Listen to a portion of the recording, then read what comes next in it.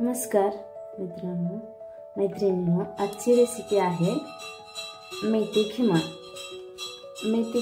मेथीची भाजीच्या दिवसात खूप मेथी येते। सतत रोज मस्तीची डाळ, मेथी, शेंगदाण्यातली मेथी आणि असं मेथी मेथी मेथी होऊन जातं, पण कंटाळा येतो मेथी मेथी खायला रोज। मग त्यापेक्षा अशा पद्धतीने एका दिवस ट्राय केलं तर खूप छान लागते आणि बहुतेक सगळेजण ट्राय करतात ही रेसिपी।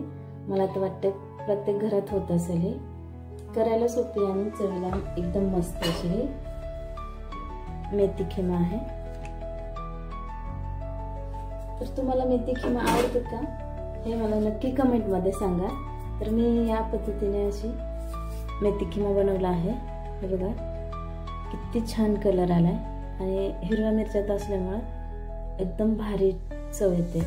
यासोबत भाकरी, चपाती किंवा बाजरीची भाकरी या तांदळाची भाकरी कोल्हापूरमध्ये खूप खाल्ली जाते। तांदळाची भाकरी पातळ अशी, जसं की आपण तंदूर खातो त्या टाईपमध्ये खूप छान लागते। थंडीचे दिवस आहेत म्हणजे यामध्ये यासोबत आपल्याला बाजरीची भाकरी खाल्लं तर खूपच छान, कारण बाजरी अशी गरम असते, त्याचे तासीर बाजरीचं गरम असतं। तर चला मग बघूया रेसिपी। इथे मी एक पेंडी स्वच्छ करून धुवून घेतलेली आहे आणि बाजूला 2 कांदे, 2 टोमॅटो आणि हे लसूण, हिरवी मिरचीचा ठेचा आणि 1 चमचा आलं लसूण पेस्ट असं घेतलेलं आहे। गॅसवर तेल गरम करायला ठेवलंय आणि त्यामध्ये आलं लसूण पेस्ट टाकून परतून घेऊया। त्यानंतर इकडे बघू शकताय मटण मी कुकरमध्ये उकडून घेतलं आहे। त्यामध्ये फक्त मीठ आणि हळद एवढंच टाकून उकडून घेतलंय, जास्त काही टाकायची गरज नाही। नंतर आलं लसूण पेस्ट परतून झाल्यानंतर हा बारीक चिरलेला कांदा टाकूया आणि हा कांदा असंच गोल्डन फ्राय होईपर्यंत परतत राहूया। आणि हो, एक गोष्ट लक्षात घ्या की कधी आपण फोडणी टाकताना मध्यम गॅसवरच फोडणी टाकली पाहिजे।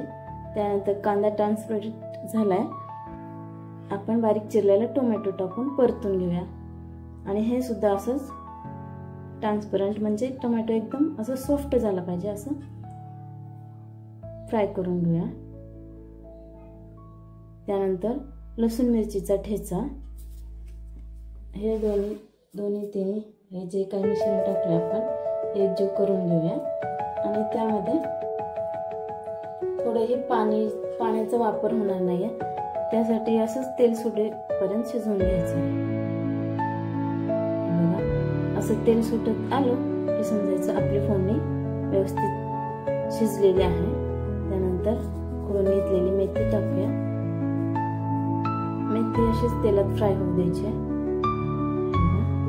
हे असं मेथीला खूप असं डीप मध्ये हलवायचं, वरून मिक्स करून नंतर चमचा किंवा उलटणं जे असतं त्या साह्याने आपण त्याला परतून घेऊया। हे सगळं मिक्स करून घेऊया। मेथीमध्ये ऑलरेडी पाणी असतं आणि वरून जर आपण पाणी टाकले किचकिच होऊ शकते, म्हणजे असं एकदम मऊसूत असं व्यवस्थित दिसणार नाही, खायला पण तेवढं चविष्ट लागणार। इकडे हा खिमा तयार आहे, त्या मेथीवरती टाकून घेऊया। आणि मटणमध्ये तेल आहे, त्यात सुद्धा पाणी ठेवलेलं नाही, असं तेलातच उकळून घेतलं, म्हणजे त्याच्यात पाणीच नाही टाकलं तर असंच मीठ आणि हळद टाकून उकळून घेतलं।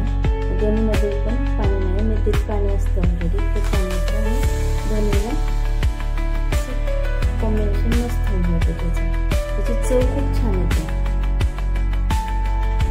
मीठ आपण गरज असेल तर टाकायचं चेक करून, कारण ठेच्यामध्ये आणि मटणमध्ये मीठ टाकलेलं आहे ऑलरेडी। वरून टाकलं असेल परत तर कमी असेल तर टाका, वरून टाकलं तर परत खारट करून हे बघा असं एकत्रित करून असं तेलात शिजवून घ्यायचं। एकदम सोपी आणि सिंपल रेसिपी, खायला एकदम स्वादिष्ट आणि चविष्ट, किती पण खावीशी वाटणारी तयार आहे मेथी खिमा। मला माझी पद्धत कशी वाटली आणि तुमची पद्धत कशी आहे हे मला नक्की कमेंटमध्ये सांगा। मी टेस्ट करून बघितलं तर थोडंसं मीठ कमी होतं, त्यासाठी वरून 1 चमचाभर असं मीठ टाकते आणि एकदा मिक्स करून घेऊया।